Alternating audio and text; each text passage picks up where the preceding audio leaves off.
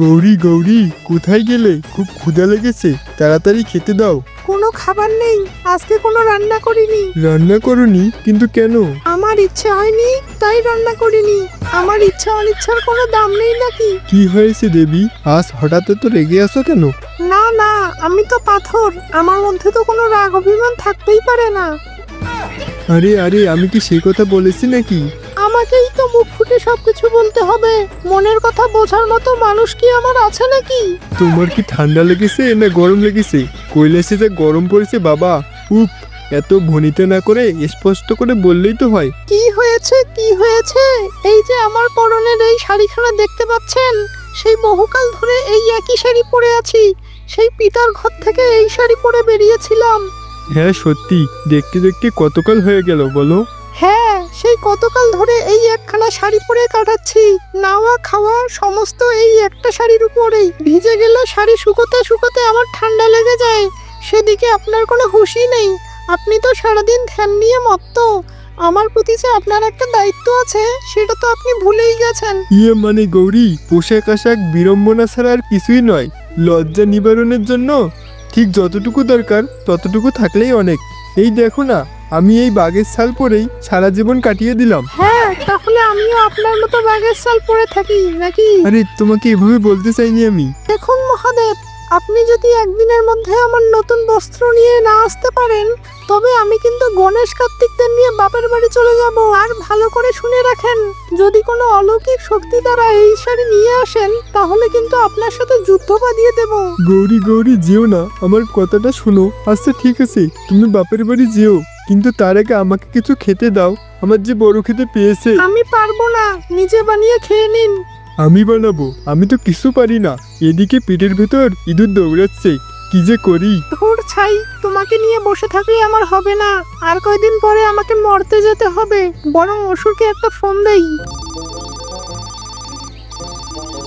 কি ব্যাপার, এই বেটা অসুর এখনো ফোন ধরছে না কেন? মনে মনে অন্য কোনো মতলব করছে নাকি? দেখি তো আরেকবার ফোন দিয়ে। বেটার কি হলো? কে রে? এ দুর্গা, কি হলো? এত কল দিচ্ছিস কেন? কিরে, তোর ফোন ধরতে এত দেরি? এরপর কখন কি হবে বলতো? তোকে বোধ করার আগে তো আমাকে একবার পার্লারে যেতে হবে। তাড়াতাড়ি রেডি হয়ে চলে আয়। ধুর তোর পাল্লার, আমি তো মরতে যেতেই চাচ্ছি না। আজকে আমার মরার মুড নেই। বারবার এক জিনিস আর ভালো লাগে না। মুড আবার কি? এটা তোর আর আমার ডিউটি। অজুহাত একদম দিবি না, তোর সব অজুহাত আমার একদম জানা। আরে বাবা, ডিউটি তো বুঝলাম, কিন্তু একটু প্র্যাকটিক্যাল হ। মরতে ওই কাঁচা রাস্তা দিয়ে তো আর প্যান্ডেল পর্যন্ত যেতে আমার পুরো শরীর কাদায় মাখামাখি হয়ে যায়। আমারও তো একটা মান সম্মান আছে নাকি? তোর আর সম্মান? শত শত বছর থেকে তুই তো একই কাজ করছিস। কাদা লাগলে কি হবে?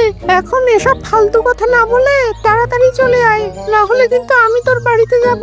না না, সে লাগবে না। তোর হাতে মরেও শান্তি, আমি জানি। কিন্তু আসল কষ্টটা অন্য জায়গায়, বুঝলি? কিন্তু ওই 5 দিন হাঁটু গেড়ে বসে থাকতে আমার পায়ে ঝিঝি ধরে যায়, আর পারি না। আরে থাম থাম, তোর কষ্ট আমি দেখেছি। তোর নাটকটা এবার বন্ধ কর। আমার তো 10টা হাতের উপর কত চাপ। আমি কি কারো কাছে নালিশ করি? আমি কি এখন তোর জন্য ফিজিওলজিস্ট ডেকে আনবো নাকি? শেষবারের মতো বলছি, এখনই আয়। আরে শোন, আসল সমস্যা অন্য জায়গায়।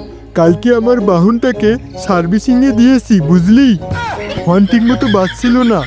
ওটা ছাড়া আমি এই রাস্তা কি করে যাব তুই বল? আজকাল আবার মরতে বাহন লাগে নাকি? শহরে কত অ্যাপ বেরিয়েছে। একটা বাইক ডেকে আনবি, পুজোর লোকেশনে অ্যাড্রেসটা দিবি, একদম প্যান্ডেলের সামনে এসে নামিয়ে দিয়ে যাবে। তুই যতই বল, ওই কাদা রাস্তা পেরিয়ে আমার মরতে যাওয়ার কোনো ইচ্ছে নেই। ওখানে আমার কোনো পেস্টিস নেই। ওই তো কিছুদিন আগেই মরতে দুটো বাচ্চা আমাকে নিয়ে হাসি ঠাট্টা করছিল। তারা কি বলেছিল শোন। পিঙ্কি, এবার আমাদের প্যান্ডেলের ওষুধটাকে দেখেছিস? কেমন বড় বড় চোখ করে মায়ের পায়ের নিচে পড়ে আছে, দেখতে কি বিশ্রী, তাই না? আরে ওটা তো মহিষাসুর, ওর তো ওটাই কাজ। প্রতি বছর নিয়ম করে আসে, মায়ের হাতে মার খায় আর ধপাস করে পায়ের নিচে পড়ে যায়। ওটাই ওর ডিউটি। তাহলে একটা কথা বল, ও যদি জানে যে প্রতি বছরও হেরে যাবে, তাহলে বারবার কেন মায়ের খেতে চলে আসে?